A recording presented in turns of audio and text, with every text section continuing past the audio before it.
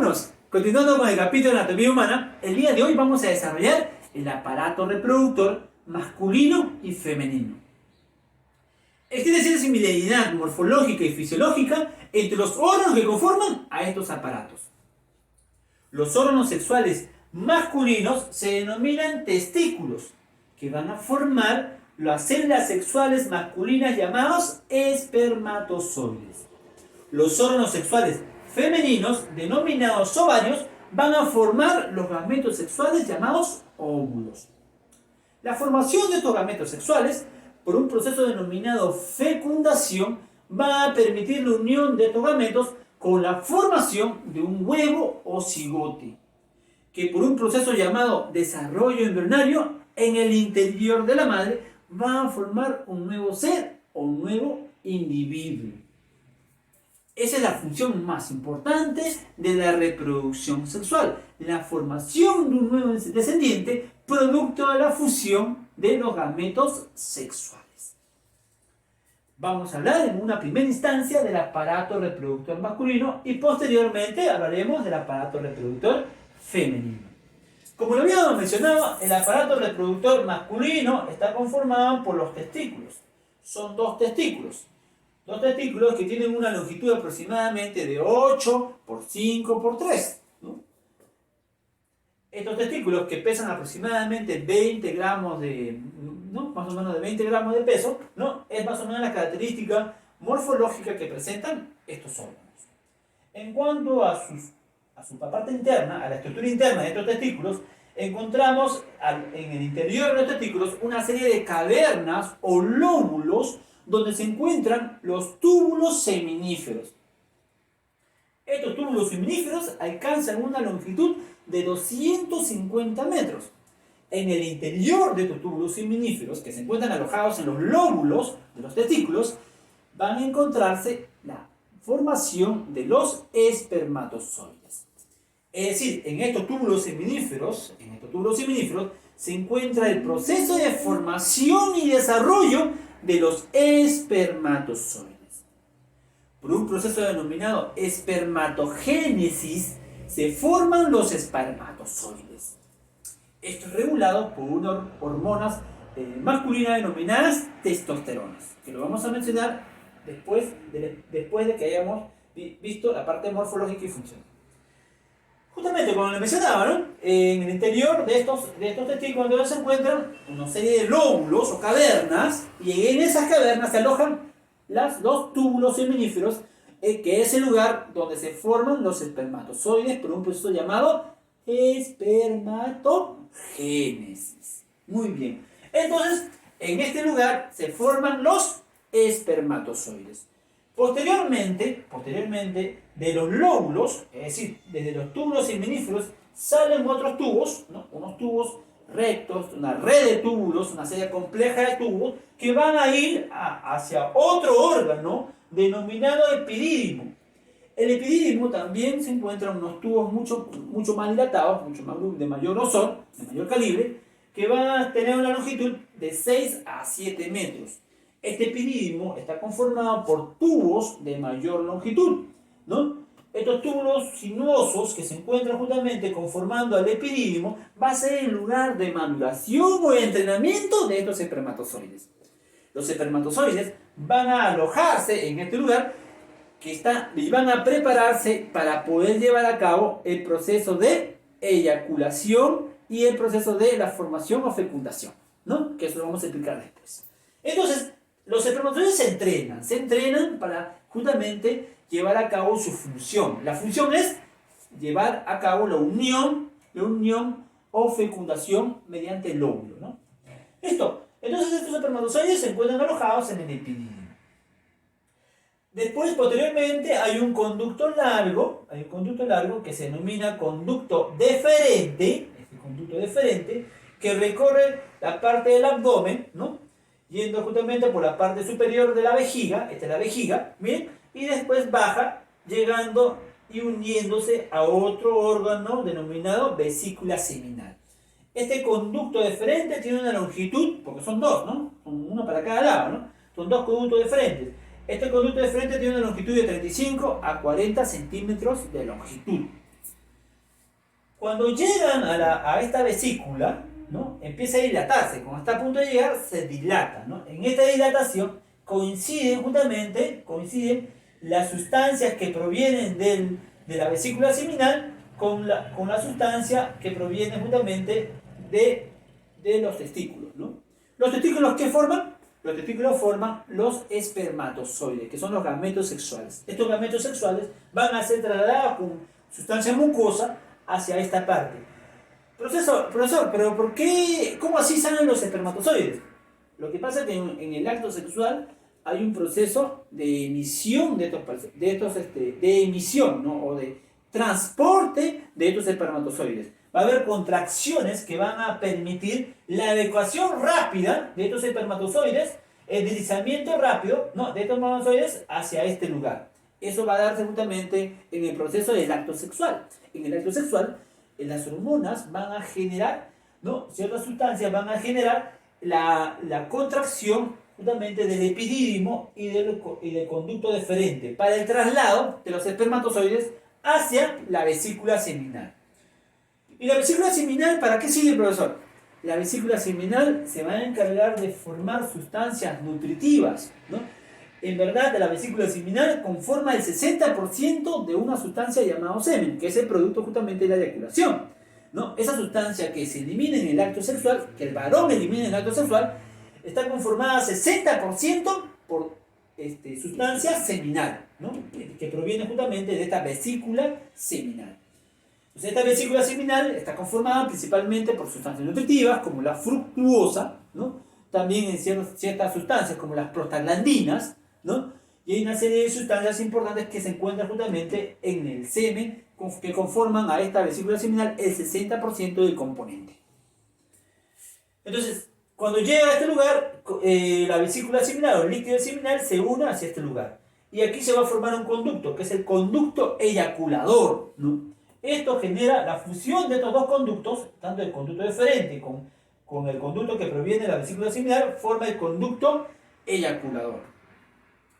Esta sustancia conformada por semen, ¿no? Por espermatozoides y líquido seminal, llegan a esta parte de acá, en la parte posterior de la vejiga. Recordemos que lo que sale de la vejiga es un conducto llamado uretra, ¿no?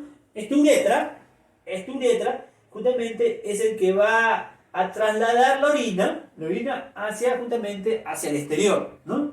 Pero también, esta uretra también tiene función genital, función reproductora, ¿no? Eliminar el semen en la eyaculación. Pero hasta aquí no hablamos de eyaculación, ¿no? La eyaculación en verdad es desde acá hasta la parte de afuera, ¿no? La eyaculación inicia justamente desde este lugar.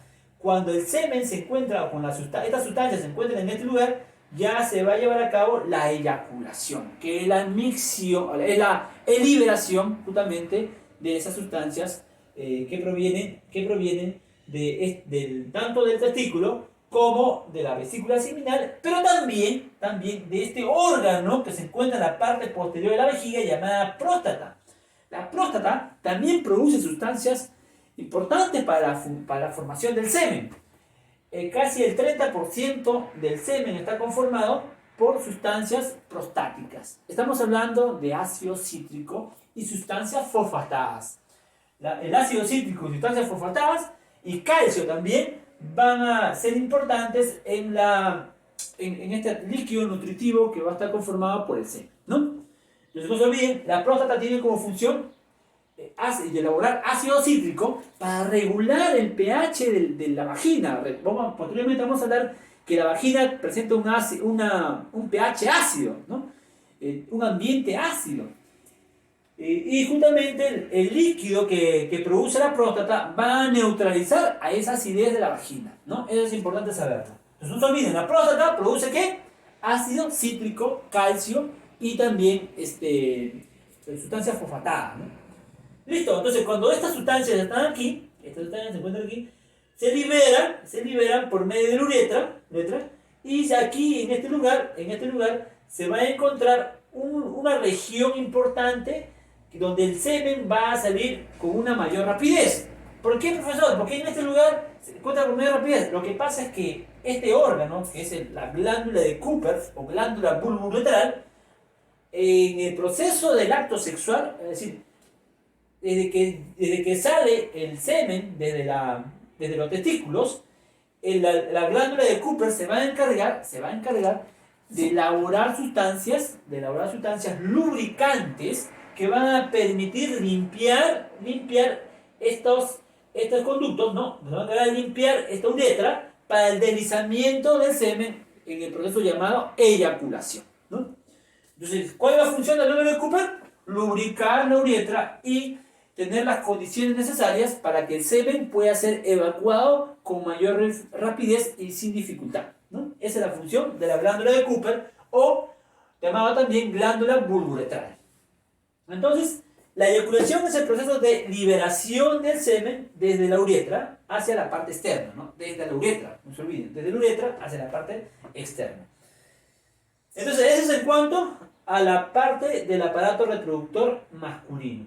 Entonces, ¿el semen de qué está conformado? El semen está conformado un 10%, un 10 aproximadamente, ¿no? Aproximadamente 10% de espermatozoides, 10% aproximadamente de espermatozoides, y un 90% de sustancia seminal, ¿no? Sustancias prostáticas, ¿no? Justamente van a permitir dar el acondicionamiento de los espermatozoides que se encuentran justamente en esta sustancia llamada semen.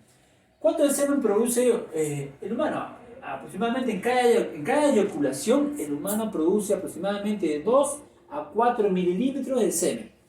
Y se ha determinado que en cada eyaculación el humano produce cerca de 250 millones de espermatozoides. La pregunta está, el interrogante está, ¿por qué tanto semen o por qué tantos espermatozoides se producen en la eyaculación? ¿A qué se debe? Y esto lo vamos a corroborar, la respuesta lo vamos a dar cuando hablemos justamente del aparato reproductor femenino. Por eso, sigamos. El aparato reproductor femenino está conformado por órganos denominados ovarios. También se encuentran dos ovarios, ¿no?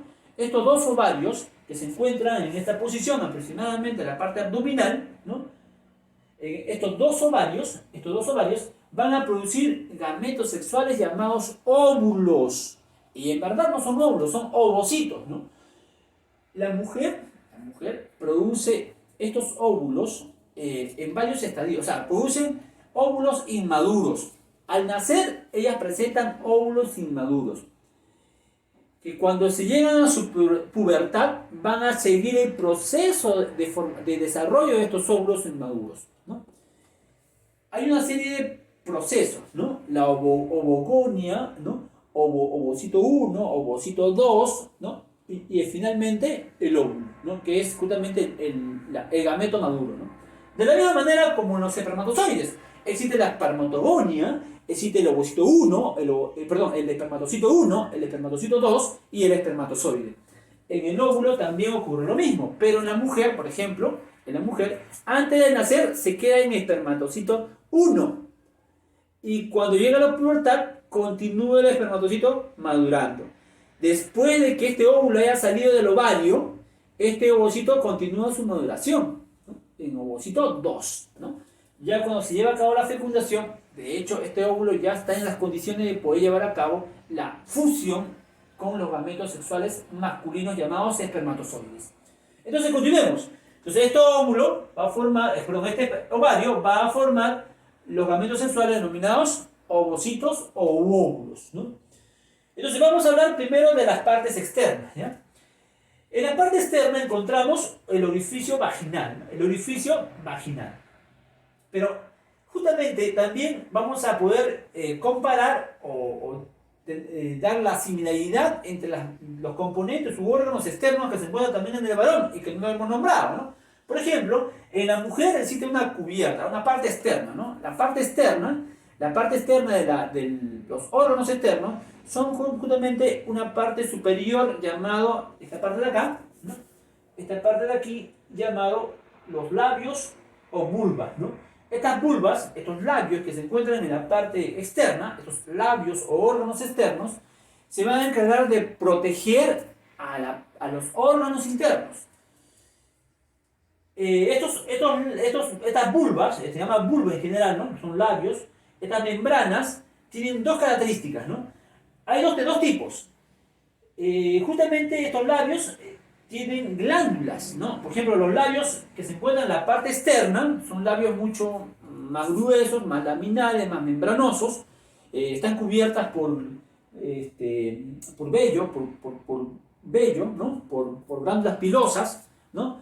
Son labios serosos, ¿no? Son labios que almacenan sustancias de grasa, ¿no? También hay glándulas, en este lugar también hay glándulas sudoríparas, ¿no? Glándulas pilosas, glándulas sudoríparas, glándulas sebáceas, y son mucho más membranosas, son más membranosas y son más membranosas y más gruesas, ¿no?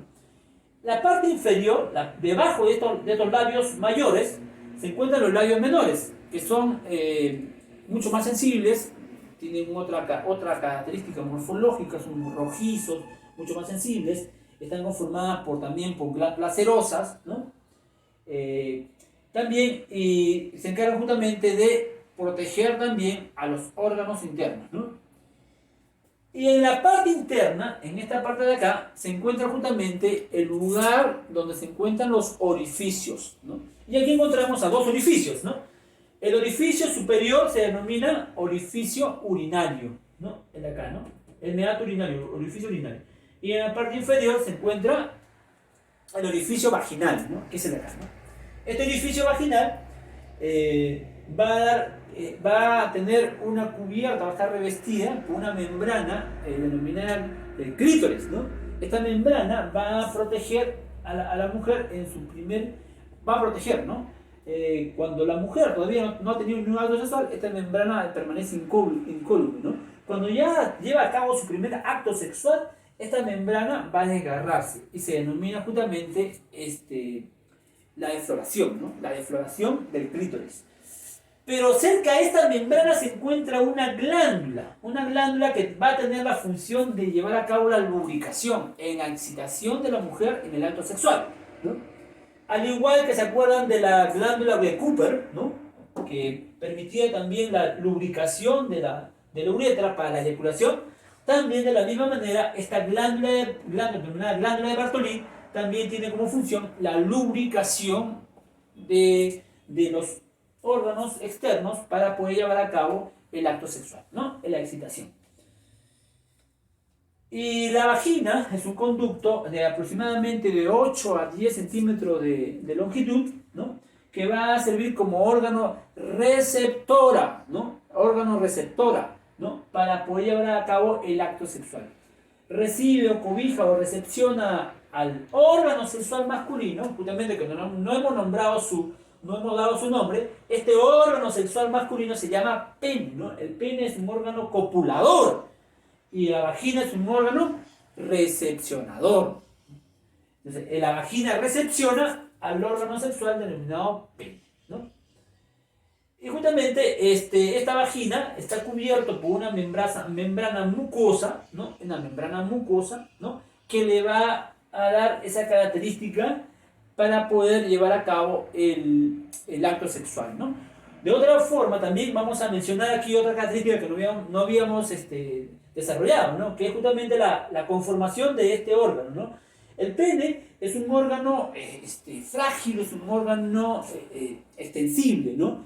El pene en el acto sexual aumenta su longitud, ¿no? En un proceso denominado erección. Este pene presenta una serie de paquetes o estructuras, ¿no? Que se dilatan, ¿no? En la parte dorsal, o sea, en la parte de arriba, que ven aquí, en esta parte de aquí, existen dos membranas, se llaman dos paquetes, ¿no? Dos paquetes cavernosos, ¿no? Son dos paquetes cavernosos en la parte dorsal que se van a llenar de sangre en el proceso llamado eyaculación, en el proceso llamado erección, ¿no? Cuando el pene aumenta su tamaño o se contrae, ¿no? En el acto sexual se llena de sangre estas cavernas, ¿no? Y también en la parte inferior existe otra membrana que es la membrana esponjosa, ¿no? Es una paquete esponjoso, ¿no? El de arriba son cavernosos, ¿no? Que se irrigan de sangre, en cambio el de abajo es un paquete esponjoso. Este paquete esponjoso se elonga, es de mayor dimensión y se elonga en la parte anterior, anterior, ¿no? Cerca de la parte externa, en una cabeza, ¿no? Esta cabeza se llama glande, ¿no? Esta parte anterior del pene se llama glande, ¿no? Y es el lugar justamente donde se va a transportar la uretra, ¿no?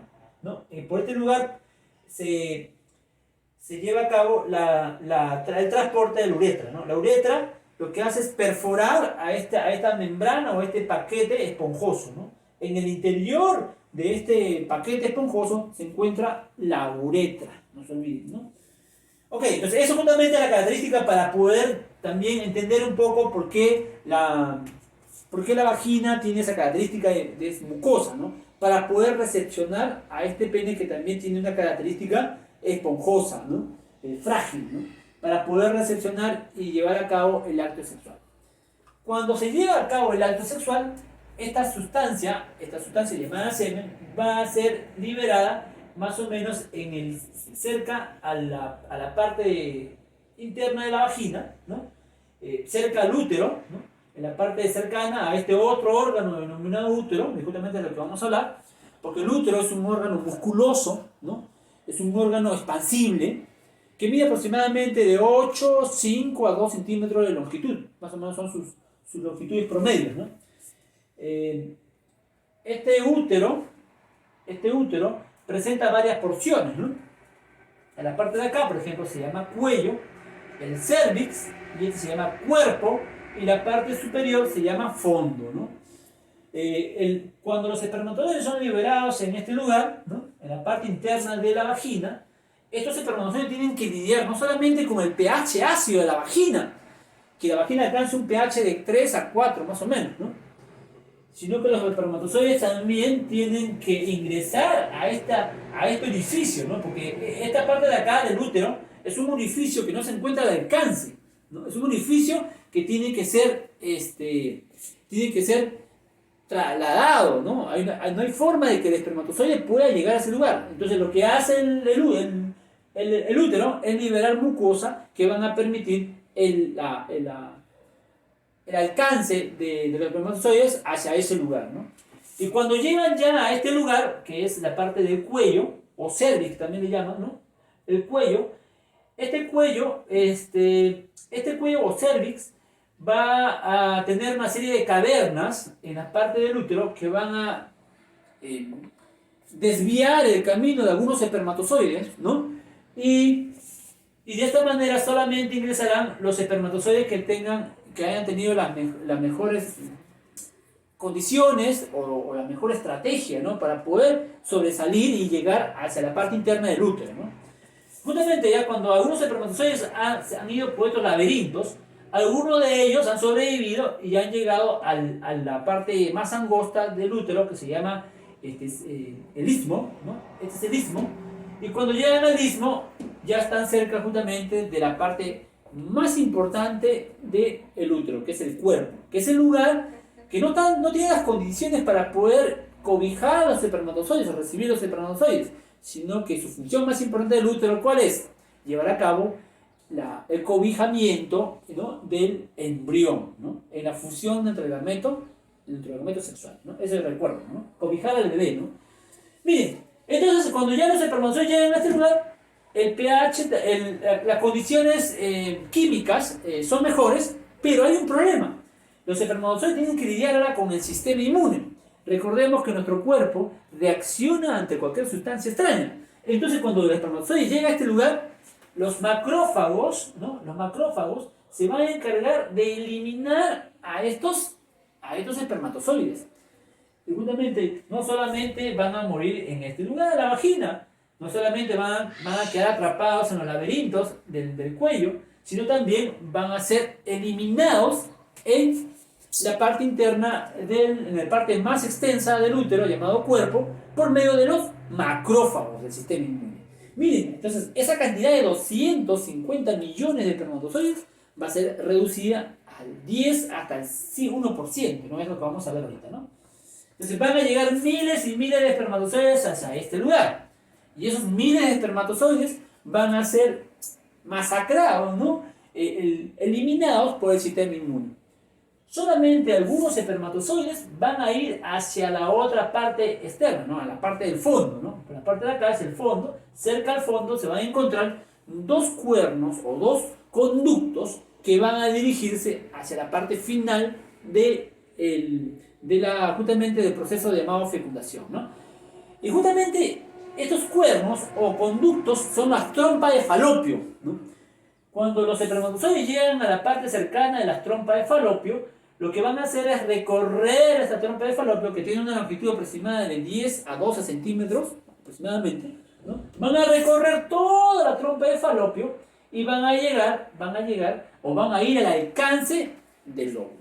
Pero ¿y el óvulo cómo pasa? ¿Cuál es el recorrido del óvulo? A ver, lo comento. En el ovario se lleva a cabo el proceso denominado desarrollo, ¿no? O formación de los óvulos. Se denomina ovogénesis. El ovario va a formar aproximadamente, es más o menos una cantidad aproximada, ¿no? Cerca de 200.000 óvulos van a ser formados, van a estar dispuestos para ser liberados por cada mes, ¿no? Por cada 28 días, denominado este proceso ciclo menstrual, ¿no? Desde su nacimiento, la mujer va a tener 200 ovocitos dispuestos para llevar a cabo la fecundación, ¿no? 200.000 ovocitos dispuestos para llevar a cabo la fecundación por cada ovario. O sea, son cerca de 400.000 ovocitos que van a tener. No es un dato relativo, no es un dato promedio, ¿no? Entonces, aproximadamente 400.000 ovocitos van a estar dispuestos para poder llevar a cabo la fecundación cuando se desarrolla justamente el acto sexual, ¿no? Sí, entonces estos ovocitos van a ser liberados hacia la parte de los trompas de falopio, ¿no? Cuando estos ovocitos, pero ¿cómo son liberados? ¿Cómo así son liberados? Las escogen. Lo que pasa es que hay una hormona que va a permitir que cada ovocito sea liberado uno por uno, ¿no? Esta hormona va a generar que un ovocito se empiece a desarrollar, ¿no? Empieza a seguir su proceso, ¿no? De formación del óvulo. Recordemos que en un inicio todos estaban ¿en qué? En ovocito 1. Y cada ovocito 1 ahora va a transformarse en ovocito 2 y va a estar preparado para llevar a cabo la fecundación, ¿no? Entonces, una hormona se va a encargar justamente de regular el desarrollo o terminar la etapa de madurez de un ovocito, y de esa manera este ovocito va a ser liberado hacia las trompas de falopio.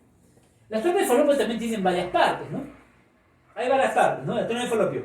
La parte que está cerca del ovario es una parte que está ligada a unas fibras, ¿no? Unas fibritas bien en forma de escobillita, ¿no? Que van a recepcionar al óvulo que proviene justamente del ovario, ¿no? Entonces estas fibrias, así se denomina, ¿no? Estas fibrias se van a encargar de recepcionar el óvulo que proviene justamente de los ovarios. Cuando este óvulo es transportado por medio de las fibrias hacia las trompas de falopio, van a ir en búsqueda del espermatozoide. Van a ser deslizados por medio de los tejidos de las trompas de falopio, van a ser deslizados hacia los espermatozoides. Recordemos que los espermatozoides están también en la búsqueda de los óvulos, ¿no? Y cuando ya el óvulo y el espermatozoides llegan a acercarse o empiezan a empezar la fusión, ¿no? O la fecundación, solamente un óvulo puede ser fecundado por un espermatozoide. Profesor, pero si llegan 100, 1000 o 100, 200 espermatozoides, lo que pasa es que cuando el primer óvulo que fecunda, ¿no? Que se va a fecundar porque justamente el espermatozoide tiene una cabecita, esa cabecita se llama crosoma, ¿no? Esa crosoma va a desgarrar la membrana del óvulo, ¿no? Por medio de una sustancia llamada hialuronidasa, ¿no? Va a desgarrar, y cuando el primer espermatozoide que llega a la capa interna es el que va a ser fecundado. Y posteriormente, cuando ya es fecundado, lo que hace es, el óvulo es degradar toda la membrana liberar una sustancia para que todos los espermatozoides ya no puedan llevar a cabo las otras fecundaciones, ¿no? Entonces, solamente un espermatozoide fecunda a un óvulo y después ya todos son eliminados, ¿no? De esta manera se lleva a cabo la fecundación y esta fecundación va a tener como producto la formación de un huevo cigote